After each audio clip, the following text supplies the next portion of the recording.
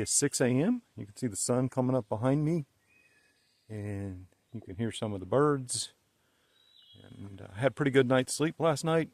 I got a solid 8 hours. It didn't rain at all, so that was really nice. Everything was dry this morning. Well, nothing got rained on last night. All the clothes I was wearing yesterday are still sopping wet. So I'm going to have to dry them off as I walk. I'm doing that as I walk around this morning, and it's working. Yep, sun's coming up, and yours truly is going to be on trail here as the sun rises. So I'll see you from the trail. Good morning again. Beta here. How y'all doing this fine morning? Well, the sun is fully up now, and I am fully packed. As you can see around my campsite behind me, it's clear. Getting a little bit later start than I wanted, but still it's 6:30, so that's pretty good. But I'm in my short sleeves today for the first time ever on trail, so we'll see if the bugs get me or the scratchy things get me. And I changed my mind, but my long sleeve shirt is so soaking wet that I couldn't bear to put it on. So I'm going to head off this morning, and I have about a 3-mile climb or so up to Sassafras Gap Shelter. I'm a little bit later getting out of camp this morning because I did decide to go ahead and camel up. So I walked a pretty steep hill down to a little stream, but it has a hose on it, so it was pretty easy to draw a couple liters of water and fill myself up completely. And I came up here and drank a bunch of water, and then I've got some electrolytes and some water going, so I should be good all the way up this climb. And it's only about, I don't know, 68 or 70 degrees, so it's a pretty nice morning. It's either going to heat up, or it's going to rain, or both, in about 3 hours. I climb at about a half a mile to a mile an hour, so there's a distinct possibility it won't rain at all, which would be wonderful. But I'll share that with you if and when it happens. So, in the meantime, I hope you're all having as good a morning as I am. I am 6/10 of a mile in, about a third of the way up the climb. It's 7 o'clock, so that's a pretty good first half an hour for climbing for me. And so I'm headed this way, up into that green tunnel, which has a very mystical kind of look to it this time of morning. But also I came across this, obviously a part of the hurricane damage from last year, probably, from the looks of the age of the fallen timber. And it's clear. So the treadway is clear and in really good shape. So the trail maintainers have done a really good job sawing a bunch of these trees off that were clearly over the trail last year. But you can see from the amount of trees laying at weird angles that it will take a decade before this trail gets back to its what we all think of it as being generally. So I got about a half a mile or so till I get to Chio Bald, and I've come across a little glade of rhododendrons that are in bloom, or really some of them just going into bloom.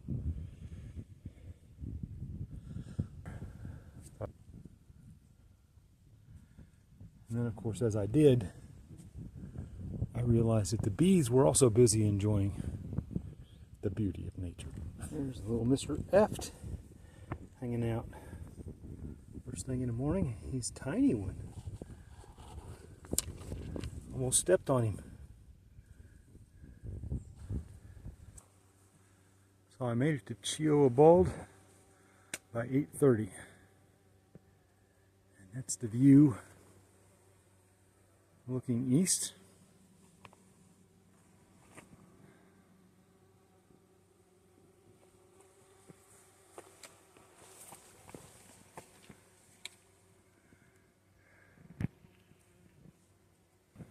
Over here, the view down into the valley is nice. The clouds you see are more like a morning fog that's burning off with the sun, but we'll see what they look like here in a minute from the west.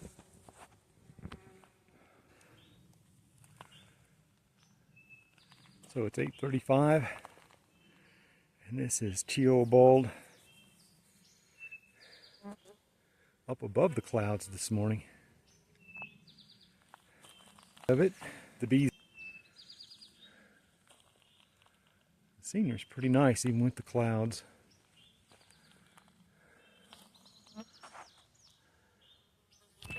Off in the distance, it's sometimes a little hard to separate the clouds from the mountaintops. That's the view.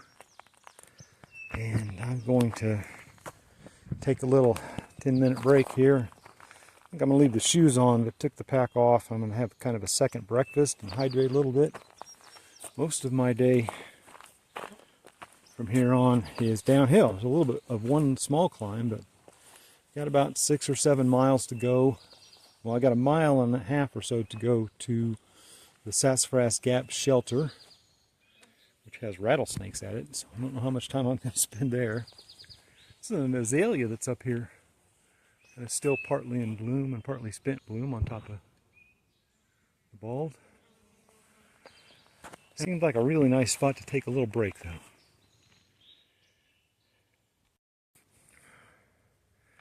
Okay, well, break time's over a little prematurely, because even though it looks like right there the clouds are clearing a little bit, back over here, which is really more where the weather is coming from, there's a storm coming. It's not very long-lived, it doesn't look like. You can almost see it blowing in on the left side of that mountain right there. It's a half an hour to an hour away. I was able to get 2 bars on Verizon. So I quickly went to the weather channel, to weatherbug.com, and checked out their forecast. And there's a pretty concentrated and heavy cell, but it's not very big. And I think that if I really put a foot under it here, I can hope to make Sassafras Gap shelter before that storm right there rains down on me, and just wait out that storm and then finish my hike from there. So, well, I made it to the Sassafras Gap shelter ahead of that storm that's rolling in. This is a nicer, newer shelter. It's a double-decker. Far out says there are some rattlesnakes that have set up home around here, so I'm being very careful about where I step. For the most part, it's in pretty good shape. There's some litter around, but not, I guess, for, you know, just after the bubble came through, probably not too bad.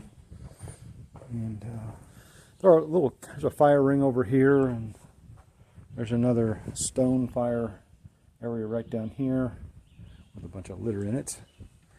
But there are a lot of camping sites at this location, as well as this nice big shelter. So I bet during the bubble this thing fills up.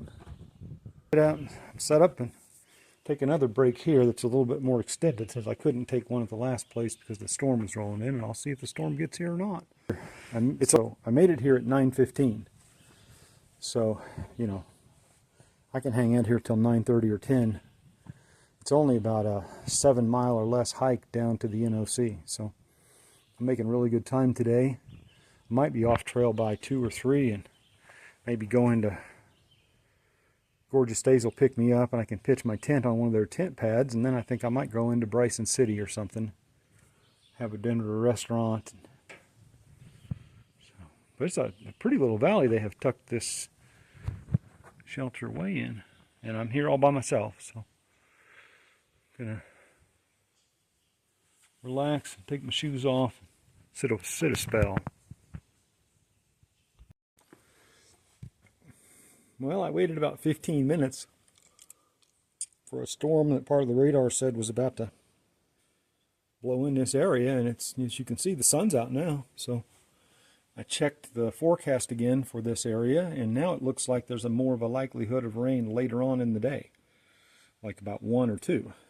So I have enough time, I think, to hike down the hill to the Nantahala Outdoor Center. I'm gonna pack up now and end my little break here and head out. This is a pretty nice little shelter.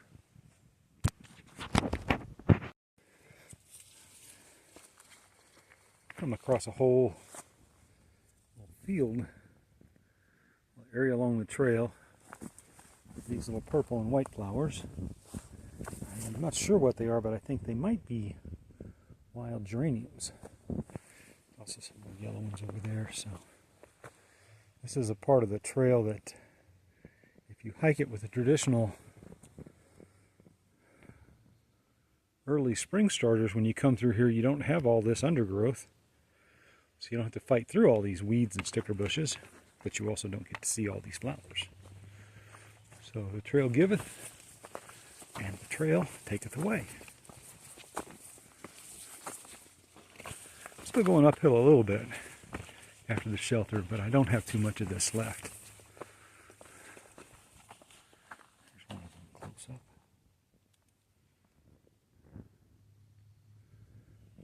Just kind of naturally scattered all in through here. And I'm getting the sense the rhododendrons in particular love all this rain we've been getting.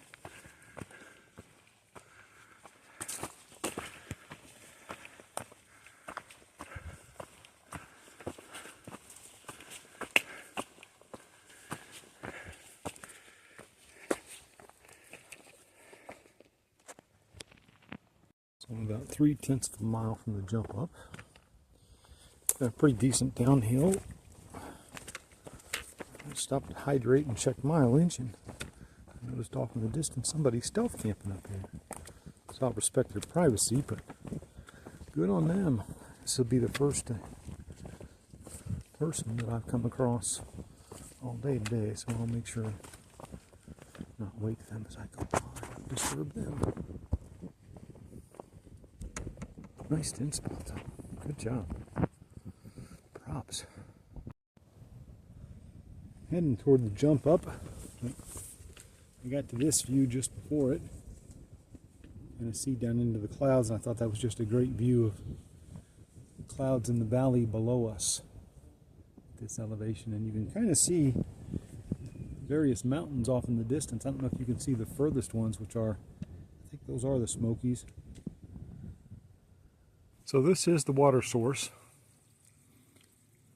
about 4 miles north of the NOC that I was counting on. And I ran across an Australian couple just a few miles back, or a mile back, who told me that they thought it was too dangerous to climb up to and get water out of. And it wasn't flowing very well, and it's not flowing real well, but I was just almost completely out of water. I was down to 2 milliliters. So then, after I stood here for a minute and looked around, I noticed that somebody had installed a magic leaf. So for folks who don't know what a magic leaf is, that is a magic leaf. You just take a large, fairly thick kind of a leaf from a plant nearby and make a funnel out of it and stick it into some place where the water would otherwise be dripping off, like it is, say, down here, where it's hard to get a bottle underneath. And then I just put my CNOC bottle, collection bottle, up underneath that. And it was slow. It took me probably 5 minutes to draw a liter of water, but I only have 4 miles to go, so I only need a liter. So having said that, I have collected a liter and some pretty pure mountain water. But the Australian couple was right. If I had to climb up there to get the water, it would have been difficult. So to whoever installed that little leaf, thank you very much. So now not only do I have my liter of water for my last 4 miles of hiking today, but also looks like I might even get a little bit of sunshine. And it hasn't heated up yet, so all in all, it's a great day to be hiking the Appalachian Trail. Now the sun is really out in earnest. See the Nantahala Valley over there. Here's the Appalachian Trail.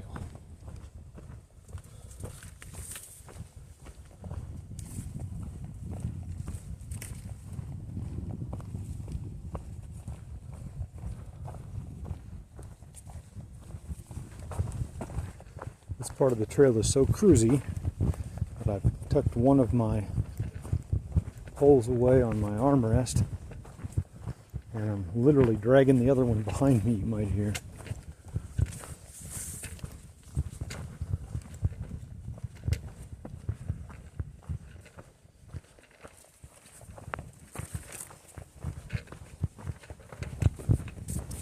I have about 3.8 miles to go.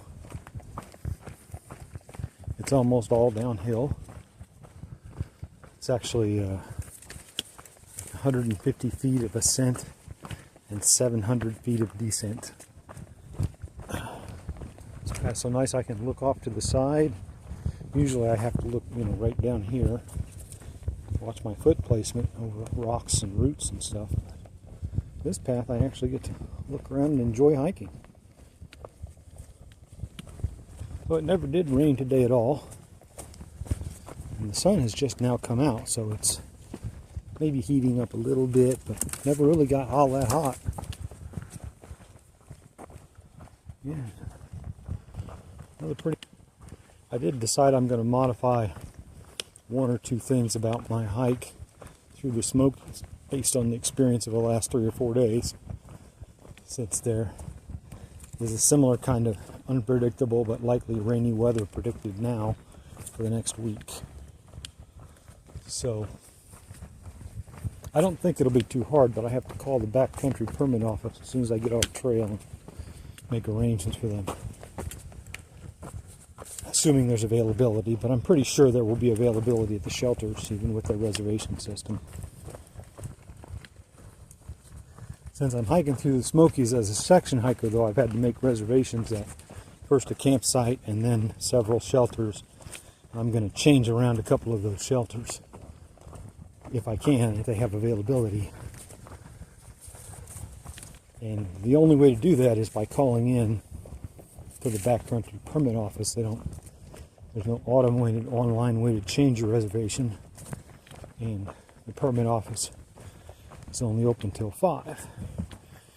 And obviously I have to get that done today because tomorrow is the day that I get a shuttle up to Fontana Dam to the visitor center and start my long-awaited hike through the Smokies.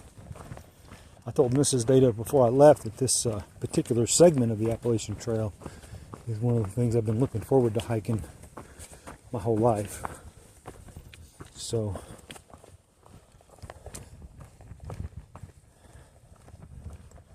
I'm really wanting to make sure I do it right and prepared for the challenges. It is also going to be one of the hardest things I've ever done. There's something like 30,000 feet of ascending and descending to be done as I go through the park here in the coming week.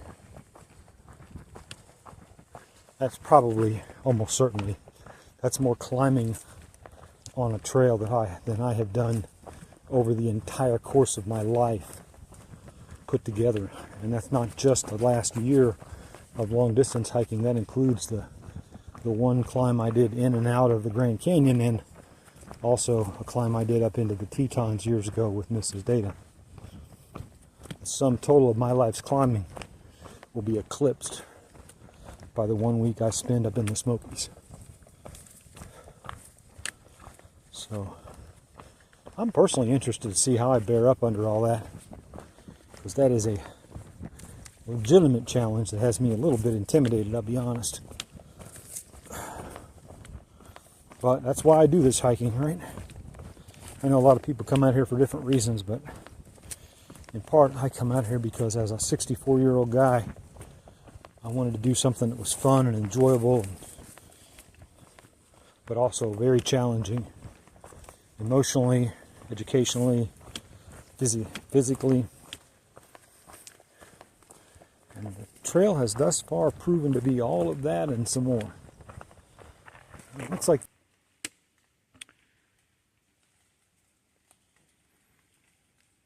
Thank you, Wade Sutton.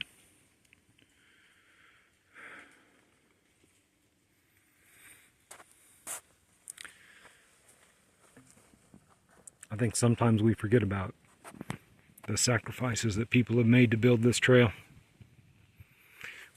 It's good there's a monument here to remember this one gentleman.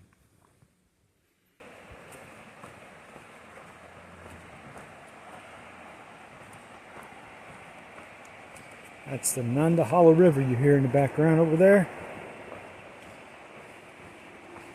And I got a couple of tenths of a mile left and I'm coming off trail. But that's fine. Hiking was really pretty good that it didn't get too hot. It sprinkled at one point just slightly, so I put the pack cover on, but it never did really rain.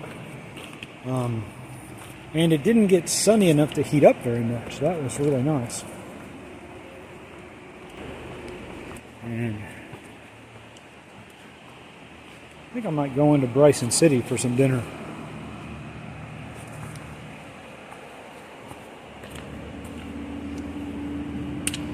trail has been a little bit of this afternoon, where it's nice and cruisy for a while, and then it's a minor level rock scramble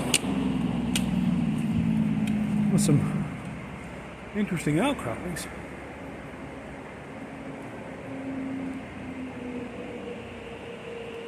But not too difficult.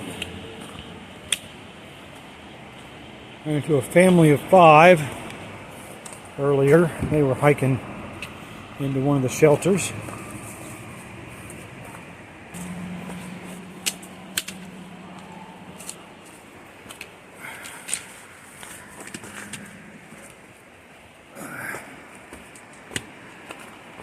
I'm not sure if you can hear it in the background, but I can hear the instructors at the Nantahala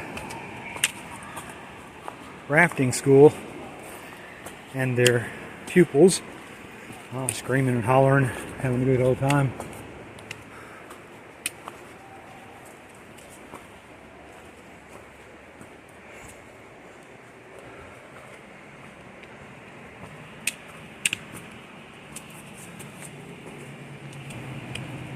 A lot of these kinds of diagonal rock ledges that are indicative of the uplift that created these mountains to begin with 500 million years ago, or whatever it was, back when Pangaea was formed.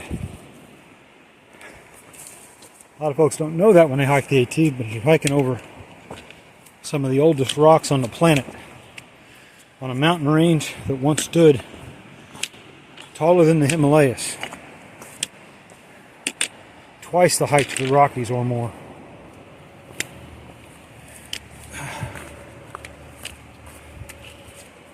Created at the formation of Pangaea.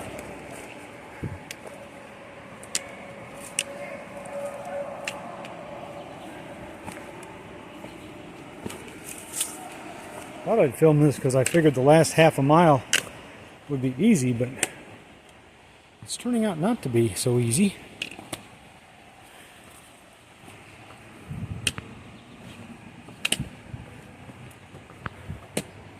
So a lot of times when I'm not filming, this is the kind of thing I'm doing. Only often more rigorous than that, even. Definitely having to look straight down, figure out my foot placement, one step at a time. Then it, like I was saying before, then it gets all cruisy like this, where there's rock formations and just some roots to step over. So, yeah. That's hiking on the Appalachian Trail.